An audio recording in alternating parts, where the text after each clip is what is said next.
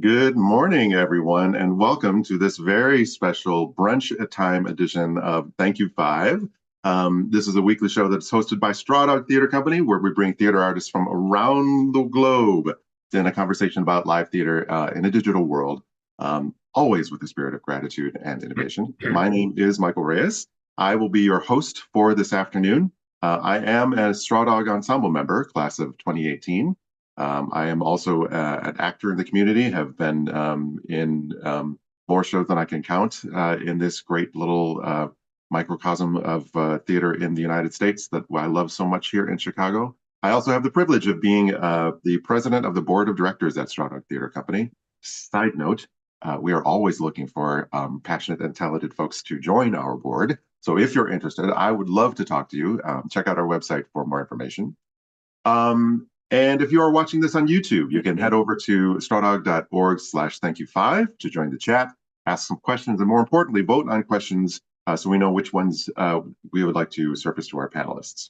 And speaking of panelists, I would now like to turn it over to our wonderful group and have them introduce themselves to you, starting with Rachel. All right. Hello. I'm a costume maker in America in the North Carolina Research Triangle area. I'm a production staff at a regional theater here, PlayMakers Repertory Company, and I teach in the graduate program for costume production at UNC-Chapel Hill. I'm also a writer in the theater field, talking about costume making topics, books, articles. I've been blogging since 2006, and now I'm a YouTuber because I turned my blog into a YouTube channel in the COVID shutdown.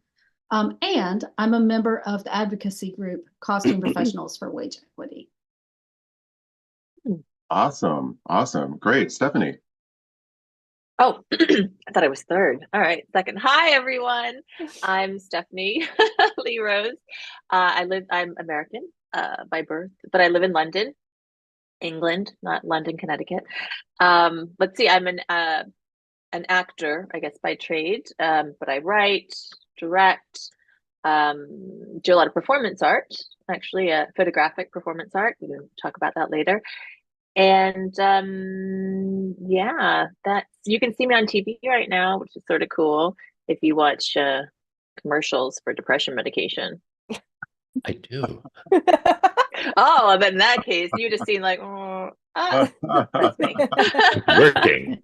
That's Yeah. awesome. That's awesome. Look at it. It's like, there's acting is truth, right?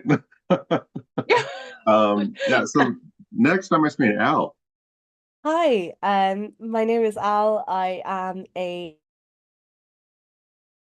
in Ireland. Did a bit of film as well during the pandemic, of course.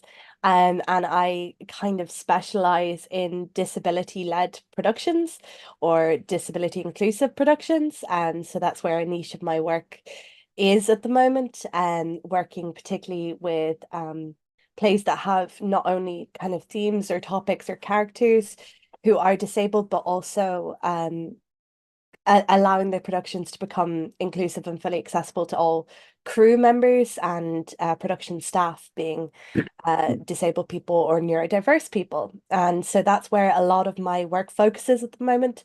But I'm also a big nerd for Irish folklore. So a lot of my filmic work would be reimaginings of Irish folkloric stories, which I find really interesting, because the intersection of gender, sexuality, and ability or disability within folklore is something that I'm very interested in finding the nuances in, particularly when we consider these old folklore tales as fables. And so kind of giving them the bit of that social justice twist. So that's what I do. Yay. Awesome. Fantastic. And rounding out, Mike. Hey, my name is Mike Tutai. I am a sound designer and a projection designer, mostly projection these days, as there are fewer of us doing that work. But I've been doing it for about 20 years. I live in Chicago, based in Chicago. I'm calling in from San Diego at the moment, working on a project. It's a much better place to spend a December than in Chicago, I will say. Yeah, I've found quite a lovely like community of artists in Chicago. Moved around a little bit. My wife was in grad school in New York, so I went to New York for a couple of years and immediately came back to Chicago, where I just really appreciate the theater community there. And I teach now at DePaul. They have a BFA projection design program, the first I know of as far as a BFA program, and we graduated our first class in June.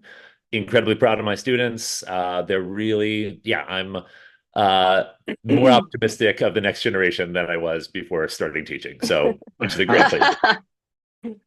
That's fantastic. That's fantastic. Well, I mean, let's do talk about celebrations and the nice stuff. This feels like a season of like celebrating, at least in part, right? So, what I will say this out loud for our viewers, and I've said this pretty much every time I've hosted, that this is my favorite thing to do, one of my favorite things to do for Straw Dog. So I love these conversations. I love learning about new things and new perspectives from folks every time I host. So I would like to learn here about and share with the world some of the things that you have that pop up into your mind, like, oh boy, that was a really great moment. Oh, I really love that, or oh, that was really, oh, I gosh, that was, and it doesn't have to be like, giant show or whatever. Maybe it's just some tiny little thing. So, what do you got for me? What do we want to celebrate?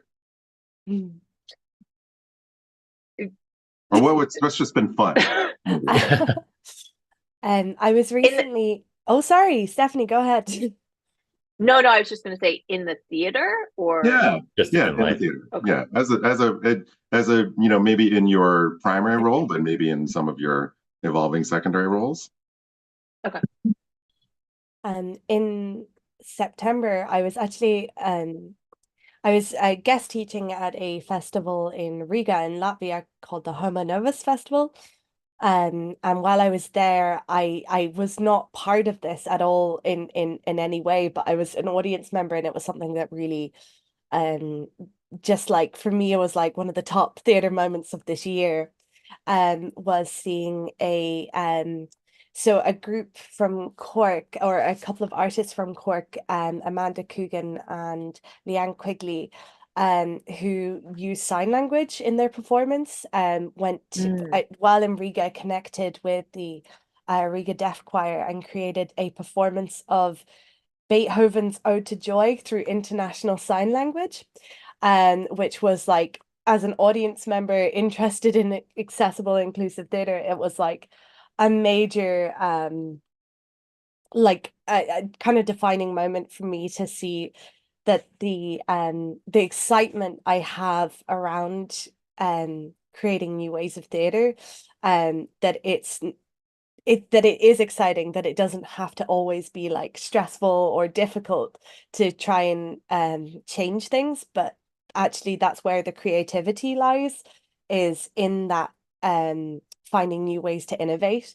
And I suppose something I don't know if this isn't something that's happened yet, but I'm excited about it.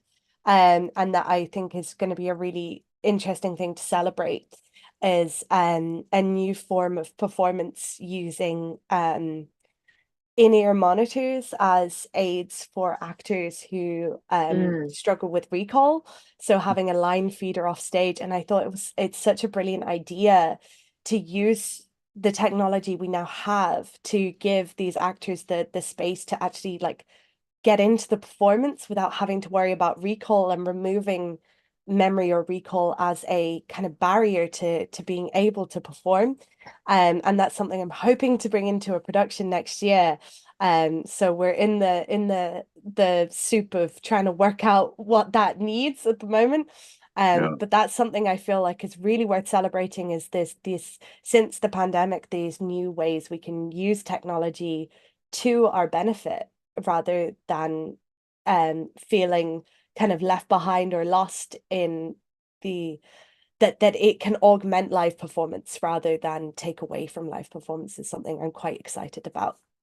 That's actually fascinating to me. I love to hear that. I love to hear that, like, you're using the existing things in new ways. So as an audience member, can I just ask, like, when the show that you experienced, when you're like, oh, this is This is amazing. I mean, we've had the we brought up in this show, like, conversation. The conversation often, like, eventually gets to the audience. I mean, like, the audience is sort of like, it's so important. And we talk a lot about, like, our experience and, like, so your experience as an audience member, you were like definitely like a, a participating member of the theater at that point. Yeah.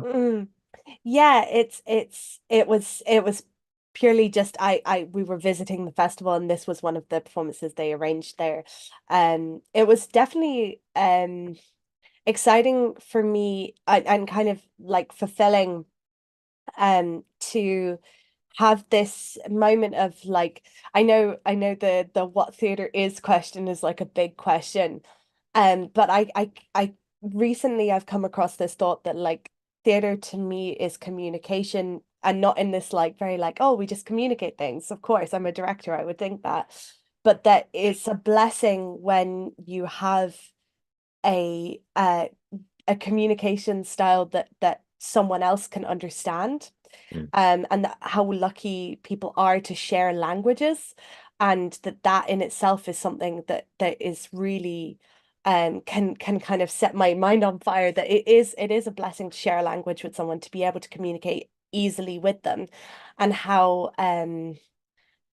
how as humans and creative people we tend to persist despite, even if we have communication barriers, that persistence gives rise to really interesting ways of persistence. And so that's something I really felt as an audience member in that moment, was I don't speak international sign language, so I can't speak the same language, but I can speak the same language in that this is a theatrical performance and I'm observing it, and that in itself being the magic. That sort of goes to my, when talking about this concept of, like, what is theater, I wanted to divert that question to why is theater, at least for me, right? So what you were talking about, that communication with the audience, it's, in a way, it's just like that two-way communication where the audience does have so much more responsibility and I don't know, autonomy than perhaps they recognize to the performers who are on stage. When I started my sort of career in design, I was, doing music first, but then I kind of, like, went into, like, video and, like, filmmaking, and then I found how I could apply sort of video and filmmaking to theater. And then it clicked for me, like, why it was so much more interesting to me than, instead of having something that felt locked down where an audience was either there or not, and it didn't matter to what I made, versus something where I needed to be considerate of the fact that the audience will change each night, and therefore the timings will change each night, and therefore the intensity will change each night. And for me, that was revelatory and just incredibly inspiring. Like, I was no longer felt like I needed to make it perfect for the one thing. I needed to make it perfect for all the variables, and the person in me that loves to solve a puzzle, which I think is every designer designing, is solving problems. Like, that was the thing, that was the drug for me, is, like, making it a communication, a two-way communication with the audience and the performers. I love that. I love, figuring out, or, we all know it, but I love sharing out into the world how, how important it is for, like, the audience not just to, like, sit and get, but to be, active participants. And, like, how can we help them be participants? And, how can we help them, to your point, Al, like, how can we help the, maybe, actors execute better so that they can communicate? Yeah, the communication actually happens. I mean, I just love it. Yeah, Stephanie. It's interesting, Al, because I'm like, oh, I want to continue this conversation later. There's a theater company right there in Chicago, and I just, like, looked it up because I didn't want to, like, misquote it, but Able Ensemble, ABLE, and some really great people run it. But I'm just going to read the little thing so I don't get it. It's, our mission is to provide performing arts experiences through which individuals with Down syndrome and other intellectual and developmental disabilities build the confidence and skills to share who they are and all they are able to do. Now, when I was there, their focus was on Shakespeare. And so it was interesting. They would have, and they have terms for it, I'm not quite sure, but, like, other actor helpers kind of feed the lines from off stage. So I find it so interesting that I wonder if they use this new kind of, I mean, it's like an earbud, ear prompter kind of thing. Yeah. So I just think it's interesting. So for viewers in Chicago, go check out their shows because Yes. it's incredible. But it's an interesting thing to say, oh wow, yeah, we do have this tool, but it's not been implemented in these circumstances. So how can we? Because the earpiece used to be for trade shows basically, and presenters at trade shows, and that or maybe a live game show or something like that. But it's never been, because it's sort of been like a no, right, in any kind of live theater, because you memorize, and it used to be so stringent. One memorizes this way, and you do it, and you can't memorize, and I guess you're no good. So yeah, this whole idea of like, no, how do we, instead of setting limits upon a person who wants to express on stage, how can we go with their strengths or weaknesses and then help them do what they're going to do instead of placing upon? So that's my little thing. I just wanted to, yeah, absolutely. I think that's something that that kind of attitude of like mold the theatre to fit the people who want to make the theatre, rather than beholding to certain traditions that have also changed over hundreds of years. You know, in Shakespeare's time, an audience didn't sit quietly in the dark and didn't make any noise in reaction to the play, but that's considered awfully rude these days. And so there's a kind of theory called, or practice called relaxed performance, which is specific to, or specifically created for autistic audiences. And so with that kind of spirit of like, let's just change the things that we don't necessarily need for each production. That's just like, it's exciting, but it also makes you aware of like how embedded a lot of these things are. But it's a fun process to be a part of. Right. And as we accept as the standard, and we don't realize it doesn't have to be, but that's sort of like where we're kind of at, I hope, as a society of like, oh wait, this has been the standard, but it doesn't actually need to be. And why is that? And why have we made, you know, and all of this like uncovering, which I think once again, like the theater really should be at the base of doing it and pulling it apart, you know. Absolutely.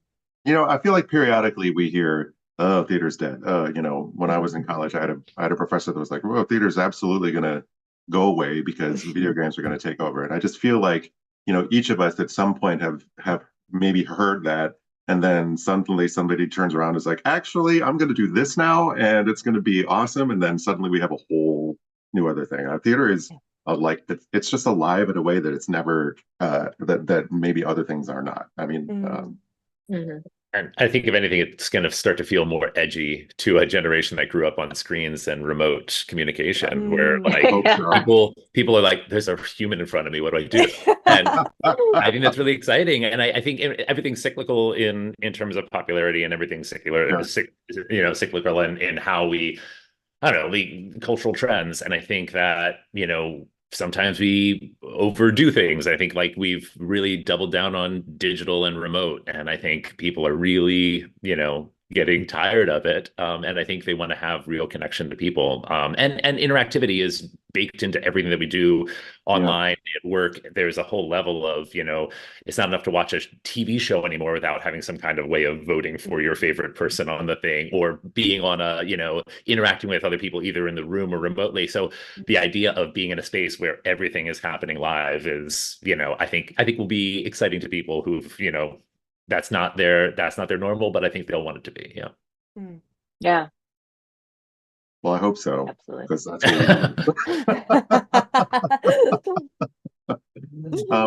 what Rachel, how about you? We haven't heard from you in a little bit. Like, what's favorite moments in the theater? Like things you want to celebrate, things that like comes to mind. They're like, oh, hey, that was awesome.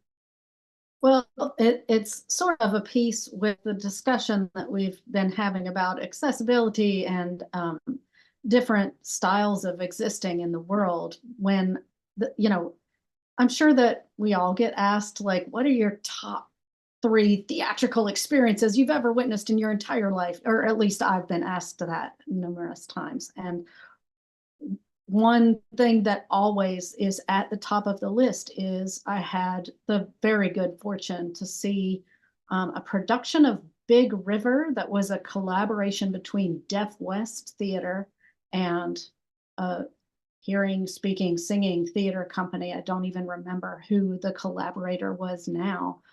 They were playing in LA on tour. And I went to go see that with one of my colleagues.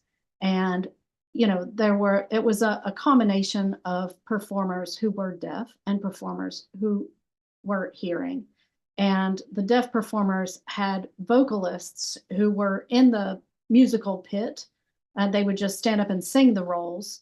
The same as, they would just have vocalists down there with like the stringed instruments section and so forth.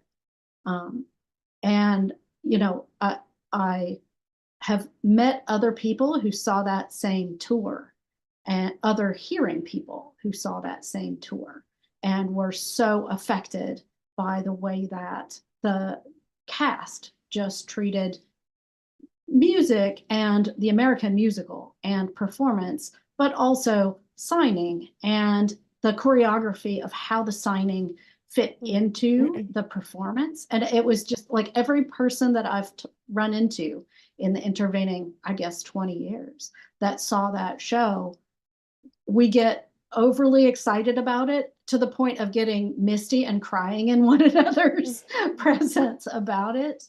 And that really just was a paradigm shift in my perception of what theater was, what musical theater was. That just, it still comes back to me now. I think And when was that? Oh, sorry, Stephanie, go when ahead. When was that? You said 20 years ago. It was probably 20 years ago. It was when I lived in Los Angeles, which was 2004, 2005. Yeah. It's interesting that there's sometimes these big gaps of time, right? Between like, if something was so outstanding and so revolutionary at that time, you'd think that it would have continued, but it almost, I was just thinking when you were talking about this, like in movies, right? And with the deaf community, like Children of a Lesser God, right? With Marlee Matlin was like really groundbreaking. And I think that was like late 80s or something, early 90s. And where we had an actual deaf person, like with the big D, do signing and participating and being an actor. It's like, oh my God, someone who's deaf could be an actor. And so, and I think she won an Oscar for that, or I don't know. But then what we don't have let's say American filmology, we don't have any deaf actors again until like A Quiet Place, which was 7 years ago now. And so what, like, I'm curious, and I mean, you could tell us more, Al, like, what's your take on that? Like, why are there these big gaps of time if we're seeing that, like, it's wanted, necessary, and cool? Why then? I think that's the thing, is like, it's tough. It's the same with any kind of discrimination in the workplace, like that there is a kind of, or at least it's hard to, when certain traditions are established, so like the working day on a film set, and we're still fighting for basic rights of pay for a certain working day, that to ask for any accommodations to that is a huge deal.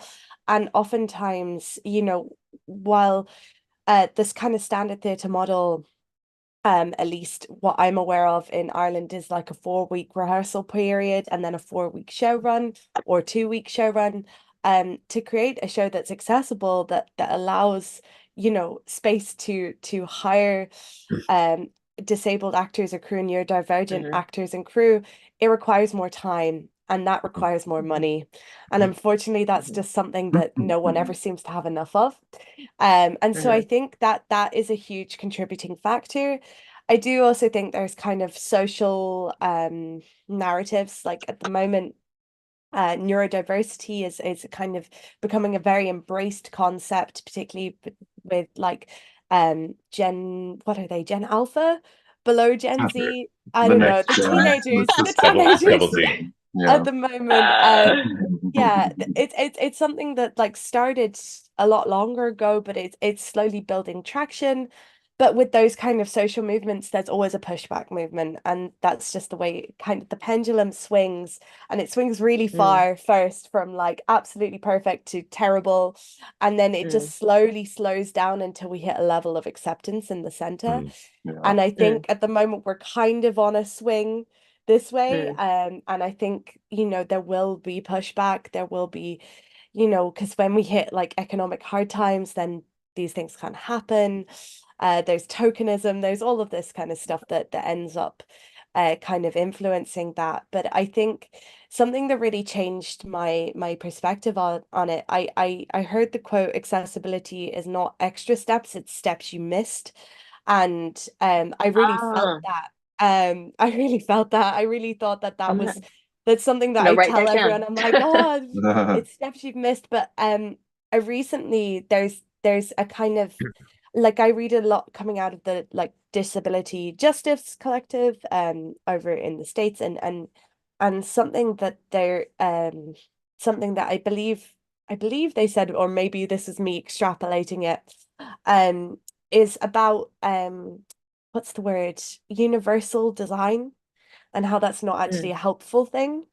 That it is in fact, like, you know, to make things accessible, they have to be specific and they have to be creative. And when I felt that, like, when I was reading about this and thinking about like the creativity it requires to make things accessible, I realized that that's why theater and film and the arts in general has this space, because we can be creative. That's our job, you know, to think of things that are different. And once we kind of loosen our grip onto tradition, it gets real fun, you know. It does get tough, but it gets really fun. And that's something, I don't know if that answered your question. I'm so sorry. I went on a bit of a tangent. No, I It's all love it. good. Yeah, It's all good. I mean, we're always looking for, like, you know, I feel like we're always looking for somebody, you know, I used to work at a cabaret club, and somebody who was not of the cabaret world was like, why does everybody cover the same song? I'm like, well, because, you know, I mean, it's interpretation, it's the story, it's like, you know, it's this person that's telling that, you know, particular thing. But then every now and then somebody will come in with their own work, or would come in with their own work, and that's equally as exciting. So I love what we've been talking about here, about, like, you know, same-ish stories that are told in a new and different way that might be exciting for people to hear. And like, maybe it's, you know, I don't know, at some point, like, oh, that was shocking and surprising and new, and like, I hope they don't have that next season. Maybe they do their one and done for that season, and then, like, you know, all of a sudden this, you know, it just becomes part of the fabric of what it is that we do. So yeah, I love that. I love that about theater. I love the theater, like, you know, is constantly pushing boundaries that people maybe didn't even know existed. And then, like, we're like, hey, it's fine, everybody's fine, you know, it's working, everybody come along. yeah. Yeah, so what else? I mean, like, we've been, what other areas are we loving in the theater right now? What other areas of, you know, work are we just like, oh my goodness, that's been, you know, yeah. I mean, So, this is something really sort okay, of quotidian and not transcendent, but one thing that I work for a regional theater, and it's a Lord D theater, if that means anything to you. You know, we're an equity house. One thing that we have implemented that has just changed the life of everyone in the company is abandoning 10 out of 12s in our tech process. You know, and that was something that I wouldn't even say we agitated for it for very long. It was just something that, you know, was proposed, like, why do we do it this way? And we had leadership that was like, good question. Let's try not doing it that way. Let's do it a different way. And it has just really changed primarily life for the run crew and the wardrobe crew and, you know, the stage management team, the people who are there from 2 hours before a call until 2 hours after a call.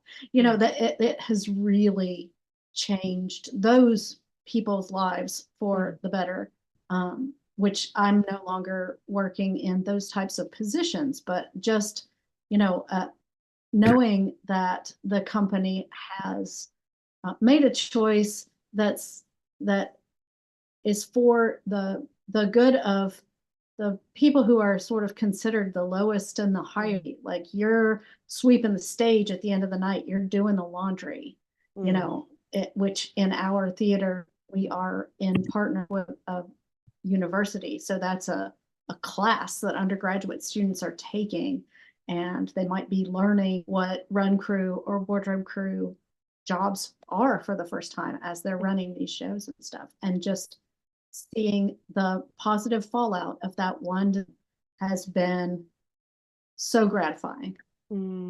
Are your techs longer, meaning Yes. over more days? Because No, Yeah. Well, it's the They're double-edged sword not. of okay. Well, and it depends on different theaters, but like I see both sides of this. Like I do not want to have 10 out of 12 if I can avoid it, right? Of course, like because for designers who are there 4 hours doing a focus call beforehand, it's like it's actually a 16 out of 12, more than anything can, else. Yeah. I have a question. Can you guys explain, just because I think like some viewers might not understand sure. what Yeah. that is, the 10 out of 12, and then why it's important. It could be Right. important that it's changed. I mean, I'll take a stab at it, but there are breakdowns of days of how many hours are total from call time until release, and then the number of hours that you're working of that. So of a 12-hour call time, you work from 11 a.m. to 11 p.m. You'll have a 2-hour break someplace in the middle. Obviously, like mini breaks along the way, but at least 2 hours in between. So you're working 10 out of the 12 days, or there are 8 out of the 10 days, 10 hours. Mm-hmm. So that's my now set up by understanding equity. is that I was just going to say what you are apparently saying right now is that 10 out of 12 structure is dictated by the Actors Equity Union.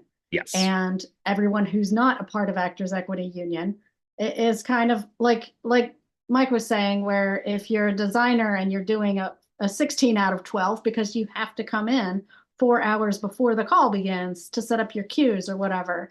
Or in the case of wardrobe crew, you have to stay 3 hours beyond it because you have to do the laundry, Yeah. And there's a production meeting afterwards. So it's a fraught system for sure. And I've discovered, again, most of the reckoning of this happened sort of when we had a little downtime in 2020. And people were talking about, hey, what if we get to remake the rules when we come back? What would we like to do? And I think this is, a discussion that's been happening in the background. I think when things were restarting, it was a place where people could take action, I think. And I think the implementation was a little clumsy at first. It's getting better. I think the first one, when theater started producing again for live audiences, I think out of like the first 10 shows I did, 6 or 7 had to cancel their first preview because they weren't ready, because we didn't have enough tech time, because we didn't, and people were, we're getting back into shape. It's definitely gotten better since. But one thing I did want to notice or say is that similar to this in terms of, we're used to having one day off in a week, that at least 2 theaters that I worked with in the past year have now implemented like a Monday and a Sunday off, or a Monday and a Tuesday off, and 2 days in a row, which is humane in a lot of ways, but also then challenging for the structure of how designers and I think actors work in their own world. If they're like away from home, if you're not at home, you're like, oh, 2 days, but I can't go home and I'm stuck in a place and I can't work. So there's a little bit of a double-edged sword for that, but not to say that we should not be considerate of everybody else. So it is a function of economics, just like everything else. Making things to be more accessible is expensive, and making a show, more humane to the people who are working on it is more expensive, and needs to reflect it. I think that's the thing. Like, I'm very happy to do fewer shows if you are requiring more of my time, but I think then the pay has to be to complement that, and that hasn't always been the case. The expectation is, okay, now tech is 14 days instead of 10 days, and you get paid the same amount of money. It's like it's a little bit of a different breakdown. Yeah. But the same amount of hours over 14 days instead of yeah. It's interesting. Like, I mean, I hate that. Not hate.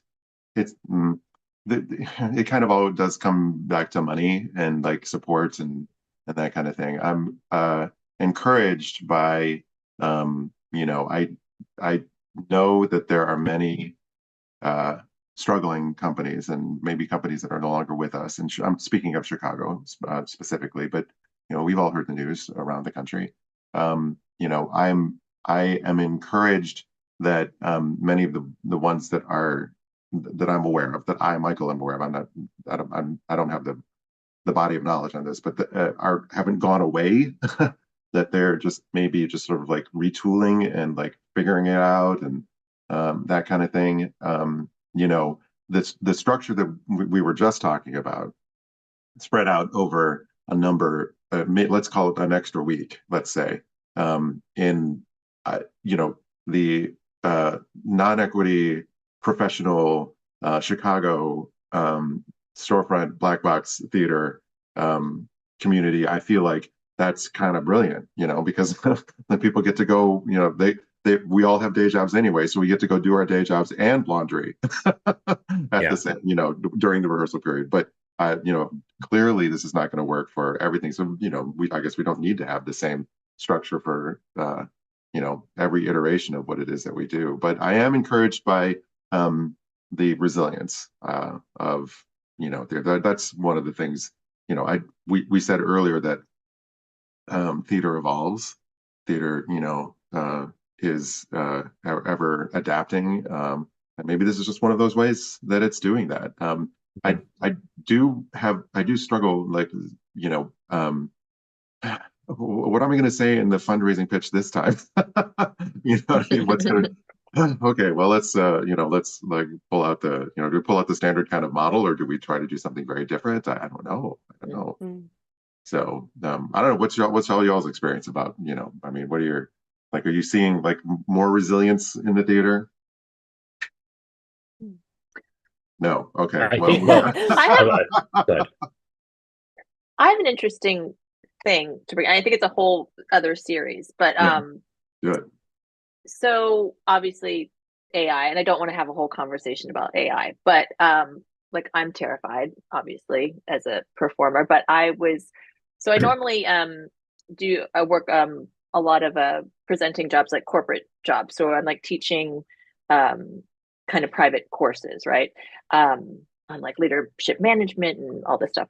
And so one of these places hired me to do host, right? It's a similar thing. So I wasn't doing it, but it was about new AI technology. And I was like, oh, I spoke to them. I was like, I'm not, but it's almost like you have to understand the animal. Like you can't just say like, I don't like this thing, even though I'm very afraid of it and I don't care for a lot of the implications.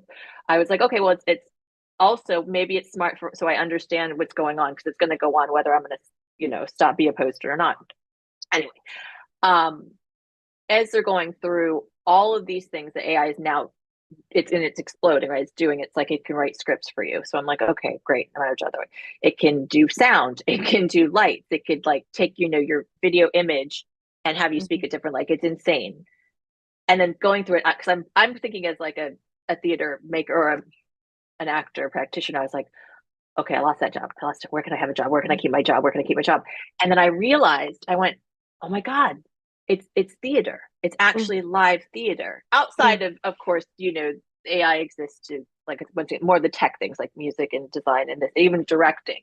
But I couldn't find in all of these new levels they were showing and teaching that there was one that could take away that like humans in the moment, throwing the energy ball and creating the experience with the audience members. Like, there's not something that can take that yet. I mean, okay, there's like let's say the ABBA holograms are a whole nother story, and but it actually made me feel safe for the first time since this conversation has sort of started about with our industry and AI, and still just thinking that I'm like, I don't know, because when you theater, even though we're not having the conversation, what does theater mean to me? Theater is what the human connectedness, right? And it's the human experience thus far. And so you can't manufacture that. It must be done by a human with a certain set of life experiences and a certain background. So it's a perspective, right? All playwrights write from their perspective, and then we take from that. And I just don't think yet we can be replaced in that aspect. We can. Sorry, that was very long-winded, but we can and absolutely talk about, like, what is theater and why not? Because, like, to your if I could add on to your point, when I'm looking at two designers here as well, like, let's talk about, let's say, a period costume, like the way it moves, what it sounds like when it moves in space, is not something you pick up on on your very most expensive high def television, unless somebody has the sound in or something like that. But like, it's like it's in there, and like my perspective. Let's just talk about shadow. We talk about lights, but let's talk about shadow. If I'm sitting here and viewing from this angle versus sitting over here and viewing from that angle, like it's just like it's just going to be a very different the live experience no matter where you are. And I hope that people would eventually say, I want to come back and experience it in a different way. I don't know what others thinking about that, and like what is theater, and I don't know, Mike, you look like you were about to say something here. No. It's true, and I mean, I think it goes back to sort of my initial sort of thought of like, or one of my many thoughts of like what it means to be in a room with other people and live, and that being maybe that's the taboo, and we're living in a world of virtual reality. But I did want to just like piggyback onto the concept, talk about AI, because as a tool, I mean, AI is in every aspect of our life, whether we like it or not, and working in the background as a generative tool, as a research tool for a designer, I think it's really great. But just to also jump back to one other thing, I worked at a school for the blind for 11 years prior to doing this. So like the first thing I tell my students is like, if you can do anything as an early career theater artist, is have a real job at someplace else to make money along the way. But I think about tools every time I see a new tool come into my, like I think of it as like, how can this be used by at least like the community that I worked with. And if I know that a tool can generate an image, I also know that the reverse is possible, so that now visual descriptions are now completely possible. You're giving tools to like all of these like people who can't draw because of like a physical limitation now have the ability to use their words and their imagination to communicate. These tools are like, I'm just really excited about like what this means in terms of accessibility. And I think it's going to enhance in the same way like augmented reality can enhance. And I also would like and I think it's an opt-in thing. People like are going to opt in to be modded and have augmented reality elements in their bodies or attached to their wearables or whatever. And I think that, it's going to be part of theater probably in a evolutionary way. Like, there'll be, as the tools become useful and part of life, they start to become part of life. I work in video design for theater, which is a newer element, but like, you think about how plays were written, and when you did a Neil Simon play, there'd be 4 different phone calls that happen on a thing. And now everybody communicates in text messages, and that needs to be communicated in a way that you can experience as an audience what it means to see a text arrive and what it means to wait for a text. So as technology changes, it's going to change how the viewer expects to see the world. And if it is partially on screens, and if it's partially using these augmented technologies, I think it's going to be part of it. And I'm not scared of it. I'm excited by it, but also like, I know there's going to be a whole bunch of people who are going to opt out. I'm like, nope, give me some Shakespeare, give me some Neil Simon. And that's also still theater. Yeah, I want to amend, because this is going to be on like the internet forever. Like I want to amend as useful as tools and with accessibility, I'm 100% in support. No, 100%. So I want to amend that. I just, from my perspective, I don't want to be obsolete as a human being creator. That's where I'm coming from, because we're sort of going back to this a bit of the conversation we had earlier. Sometimes it does boil down to money, and it is cheaper sometimes for a larger conglomerate, whether that's a big theater or big this or big that, to keep my image, keep my voice, keep this, and then just retool it, or this one they've created. So that's the lens where I'm like, yes, I'm afraid, because I don't want to be out of a job. But no, for accessibility and like the billions of ways or hundreds, whatever, to make that it's more accessible. Yes. But if anything, I think theater is a safe haven where, I mean, this is why we had so many like labor actions happening, because capturing an image, and in film and in TV and in video games, you can now use that in perpetuity. But theater, you can't do that. So that's actually a safe haven for the human, for the actor. Yeah. This is what I'm saying. That was my point of joy of being like, okay, I don't have to be like holding my, I can relax again. I felt into this, Absolutely. Yeah. I'm going to now take the opportunity of this natural pause, because we do have audience members and that are viewing us, and there's some questions come through, and then I just want to Rachel, I'm sorry. Did you have your hand up? Did you want to say No, something? I was Oh, okay. waving at She's our saying Oh, hi. audience member. The audience. Sorry, I averted my eyes This to is- my iPad over here. I'm so sorry. I'm so sorry. Anyway, so here's a question that's come in. How do you advise creating tension on stage, either via staging, design, and or text? What's the best use of tension you've experienced or created in the theater? And that question comes to us from Aaron Murray in Seattle, Washington. Mm. I have a because there's different ways, and I'm sure everyone's. But Yeah. from an actor point of view, like one of the first things that came to my mind. So the director told me, so we were auditioning, it was in theater school, and we were auditioning for roles. I think it was like a dollhouse or something. Mhm. And we had been. The director said, whatever happens on stage, I'm not going to happen. So like, you need to rely on your scene partner or whatever. And so my scene partner goes to me right before we go on for the audition, because I was like Lind and he was the other guy. He goes, if you don't make me stay, like with your words, I'm actually going to leave and like I won't finish this audition with you. And I was like, what are you talking about? He's like, no, if you don't convince me to stay as your character, I will leave you and I will leave the room and neither one of us will get the role. And I was like, what? And so in that moment, and so all I had was the words, right? In that moment, in that audition.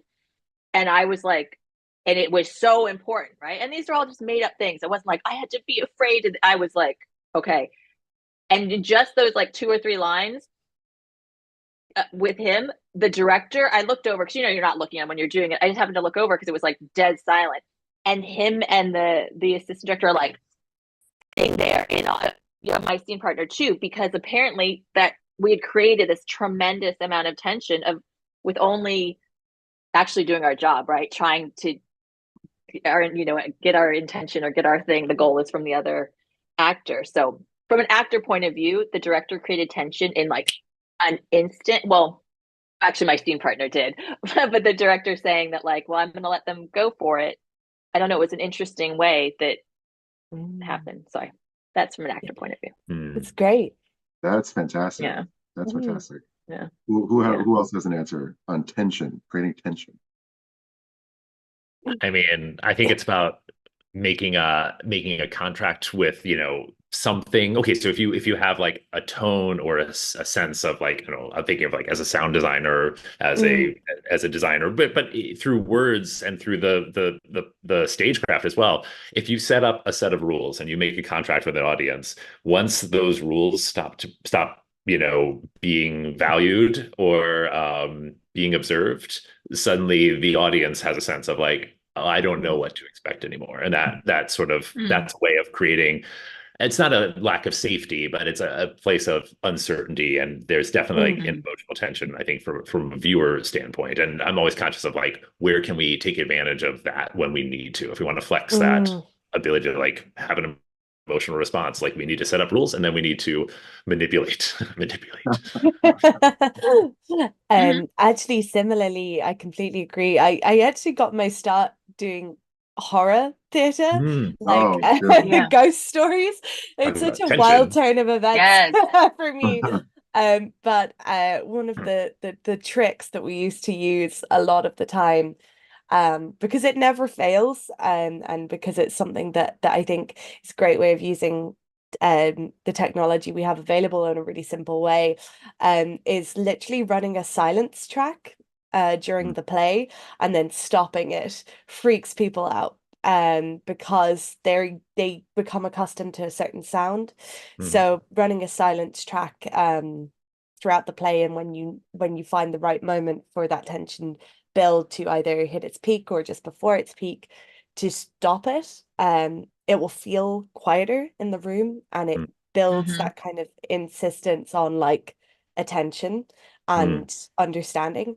Another fun exercise I like to do when I want to build like a particularly strong relationship, is we call it the power dance, but it's just about getting the actors understanding how they physically react when one is in power and one is reactive, and flipping it and letting them kind of build that. So it's obviously finding safe and consenting points of physical contact with the other actor, and allowing kind of like at first with direction being like this person is leading, you know, like swapping it over, but building until the characters have like a physical tension between them is a really fun way that I found to build it in the kind of characterization. Yeah. Just to piggyback out, I'm sure there's lots of other questions. So, but like horror, like I'm a huge horror fan, but I'm a fan of horror fans actually, because they're like the best fans. But horror, I think, like really, if you see like watch particularly from the 80s into the 90s, like if you're wanting to look about tension, like watch some. It doesn't have to be good horror. It can actually, I think some of the better ones are like the cheesy kind of like B horror ones, because they don't have a budget. So they have to figure, or I mean, you go with Halloween, the original Halloween, it's fantastic, or like Argento, you know. So watch some horror films. I think too. Yes, to understand tension. The pacing is important to comedy and horror, I think, above all genres. So if you want to build tension, watch a horror film, and take note of like the minutes where things happen, and do it over and over with loads of horror films, and you'll have a kind of template. And it's a familiarity for the audience as well, that they'll bring in their own expectations of building tension, so they will do it as well. They'll help you out. Yeah. That's awesome. So another question come in that I actually kind of love here. If you could try your hand at another aspect of theater that you don't typically do, what would you like to do? And that question comes to us from our own Carissa Morel-Myers in Chicago. I don't know. I feel like some of you have done it all. I feel like sometimes I think you learn this in Chicago. It's like you better be prepared to do a little bit of everything, and make your own work. I think that's a big thing, or participate in other people making work. Yeah, and just I think it's gonna. I was told this, and then I was shown this, and then I did it myself. That you just do the work and like learn that little bit and do a little bit of all of it, right? Like you have to understand about costume, you have to understand about directing, you have to understand about geometry, you have to do all this. Well, if you're going to be an expert in one of those things, so right now you're an expert in acting. So if you're going to be an expert in something else and learn, you know, the other things, but let's say you were an expert in something else and you had to pick up a little bit as you were just talking about acting. What would you want to be an expert in other than acting? In this realm. Yeah. In this realm of like the theater. I could run a theater. I think I could run a theater. Oh. Wow, that was like right there. Okay. They're looking for board members. Yeah. I know. I actually wrote a note. I was like, I did make a note of that. I was like, board member. Yeah, I was like, they're also looking for some like playwright stuff. Yeah. Geography is meaningless these days, so we'll take board members from anywhere. Noted. Perfect. I don't know, Rachel, what about you? If you weren't, I mean, I feel like you're sort of, you know, an omni kind of theater person at this point, but like, what's your natural reaction to your second career in theater? I would, primarily, I would go into puppetry. Very interested in, and I'm on occasion called to assist our props department with soft goods. And so I have made a few puppets or costumes for puppets where the puppets were marionettes and needed to be dressed like an actor or whatever. And I just find all of that very interesting. I've also done some work doing costumes for animatronics, you know, figures in like theme parks and things like that. And that seems like that's puppetry adjacent. I love the kinds of problems you have to solve when the physicality is not human. You know, even maybe doing costumes for trick animals, or you know, like a dog or a monkey. That's awesome. Yeah, puppetry. Like, I don't know. I feel like we need more puppetry, and we're like, you know, here there is a puppet company that does these huge macro puppets, is what I call them, where you have like 5 people operating this giant bird, and they perform in an outdoor amphitheater, and they only do one show a year. But I always love to go see their shows where they're making these enormous puppets out of, basically donated and recycled stuff. Love that. And that if I weren't doing what I'm doing, that would be what I was doing. That's great. Mike, what about you? Yeah, I think, I mean, I work in intangibles like sound and video, which just like needs to happen temporarily and affecting the air. Like, so I'm always envious of the people who get to touch the things. Like, so like, I don't know, even just like painting a set would be, I wish I could paint. That'd be great. I can't do that. Painting a set, like sewing something, like doing something tangible. Those are real skills outside, like when like we shut down again for some reason, like a scenic, a TD can build a house, and, Rachel can like, put things together with her hands. I can't do that. I wish I had those skills. So that'd be fun. Amazing. Al? So I worked as a production manager for a few years there. And so kind of like Mike, I'm quite familiar with the intangibles in that, like, a lot of places might not afford a lighting designer for more than one day. So then it's my job to do their job and the sound and everything after they've come in and done the designy bit. But I also did set design as one of my like majors in college. And I love set design. I love making things with my hands. So something I'd be really interested in is like special effects props. Because that just like that sounds really fun. Puppet sounds great. And I haven't acted since I was 19, which is like 7 years ago. I quit acting like, very dramatically, age 19. I was like, I'm over this. I'm going to be a director now. And I'd actually really like to act again because or at least perform in some way. I don't know if traditional acting would be for me, but I'd love to like do some performance art and like, just experience it from the other side again would be really nice. Also, just because I think that would I always think actors make great directors and directors make great or well, hopefully a director would make a good actor. A familiarity with the other side of the coin I think is really important to create like a conducive theater environment. I always, this is kind of separate, but if we're talking like advice to people who want to get into theater, if you want to be an actor, do a week in tech as some technician's assistant. And if you want to be a technician, do a week as an actor because it will make you a better person to work with because you can empathize with what everyone is going through. Like you said earlier, Mike, about the 4 hour earlier call times and stuff, like if you can understand and empathize with that, the whole production will run way smoother.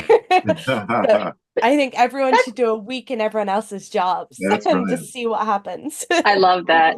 We'll do this again in a couple of months and we would all like done each other's and Totally. Isn't that the thing that when I went to undergrad for theater, like that we had to do that. Like we had to do a course and then do our jobs, in the actual theater shows on with like we had to build the set, we had to build the costumes, we had to learn this, we had to do write some of the play, for new works. We had to we had to, and so I don't know if you don't have to do that anymore, but like it does teach you empathy, which I think is really important. I think that like, learning it in school is critical. I think, Al, if I can pick up on what you're saying, that I feel like, now, like I should go now and like hang lights for a day. Yes, you should. Yes. Go ahead. It very much depends on the undergrad, or at least in Ireland anyway. I did an undergrad where we had to do all of them. So we had to do like performing, light, sound, costume, set, and all that for 2 years, and theory, like theatre history and, modern forms and whatever. And then we picked our majors for our last 2 years. But like conservatories or like drama schools, like you can take an undergrad entirely in acting and that's all you'll do. And now, they produce incredible actors, but there's like a certain kind of disconnect then, which somewhat, I would say, carries across to professional lives in a way that it probably shouldn't, that like, well up into your adult years that, you know, depending on what university you went to, tells people like what kind of training you had and like how that differs. And so like it often means that, at least here, we kind of stay working with people we went to university with, rather than meshing. So it depends, but I think everyone should trade a bit. Yeah. Awesome. I So I don't mean to cut us off, but we are kind of at am. time. So I love leaving people wanting more. So please come back. I mean, you know, we have panelists come back all the time, so please do that. I have a number of thank yous that I have to, not have to, Michael. I have a number of thank yous that I would like to share with everybody. But while I'm doing that, I would like to ask our panelists if they could take just a moment and think about a book or a play or an article or something in that realm that you might recommend to everybody. And we'll take just a minute when we're at the end, and we'll hear your recommendations. So while you think of that, my first thank you is thank you to all of our panelists today. It's been amazing.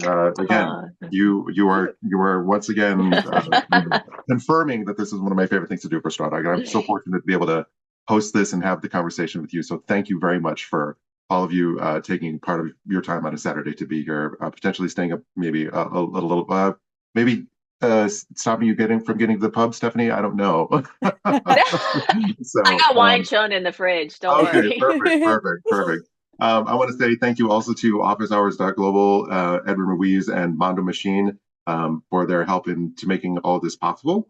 Straw Dog Theater Company is an ensemble, so this show was made possible by that ensemble. So I want to thank my fellow ensemble members for all their help in doing that. Thank you also to Kyle Hammond for creating and producing this show. Bit of a side note, Straw Dog is a free theater. We run a free theater model, and our productions are available to anyone free of charge. So we can only do this with your generous donations from the community. You can find out more about that, about donating or becoming a sustaining member on our website, strawdog.org. And our final thank you today, anyway, is to all the folks that have tuned in, either live or viewing this at their leisure at some point later on, maybe participating in the chat room. Supporting the show like this with your time and donations is really critical to having great conversations in the theater. So thank you for helping to keep that conversation going. And now let's have those recommendations. Who would like to go first? Me. Yay. I just thought I may as well throw it up. I would like to recommend a play that was recommended to me. It's called Midnight Movie by Eve Lee, and it was produced at the Royal Court Theatre in London. It's a really interesting play that kind of talks about digital ghosts and the relationship we have with the internet as chronically ill or disabled people. And it was produced really interestingly, so it kind of brings in all the themes we've been talking about this evening. So that's my recommendation. Midnight Movie by Eve Lee. Midnight Movie. Awesome. Is it L-E-E or L-E-I-G-H? L-E-I-G-H. Perfect. Hey, spell my name. Okay. No. Awesome. Who's next? Okay, I'll go next. Oh, sorry. Go ahead, Rachel. I'm pretty predictable here, I guess. I want to recommend my own book, which is that's good. The costume business. And this came out actually 2 years ago, but it's a history of the American costume making industry. There's a lot of histories of design, and that's what is different about the book. Is it's the first history of the people behind the scenes learning how to make all of these fantastical costumes, going back through the 20th century when costumes really became a focus that you could concentrate in. Awesome. I'm going to ask you to repeat the name of the. That I plug my own book there. No, it's brilliant. It's brilliant. And like, if anybody wants to do over, like, has something else that they're on to plug, I highly recommend that as well. But I will say, I feel like we were all cheering when you said the name of your book. Yeah. So Sorry. I'm going to ask you to like state we'll all be quiet and you say the name of your book once again. All right. It's A History of the Theater Costume Business, Creators of Character. Amazing. Awesome. Okay. Mike or Uh, Steph? I'll go.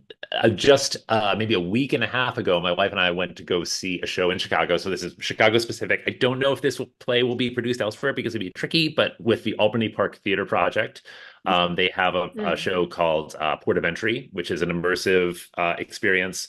And what makes Albany Park shows so special is their mission is like really be a community-based organization, and they have a youth ensemble who creates like helps to generate the work through devising and to the show. I can't say how much it was affecting and moving, and like to see young actors, some of them in like high school. I think nobody was like over the age of 25 in the ensemble, and they were just moving through this space and guiding an audience. So like it's completely like free, like not, they weren't free rides. They were guiding an audience through the space, but they moved with such like maturity and sincerity, and the whole piece is like about justice and like immigration and sharing space in an urban environment. And there's a write-up in American Theater Magazine as well. So if you can't see the show, you can read about it. But if you are in Chicago and can get a ticket, because it's a small, very small houses, definitely go see it. Really great.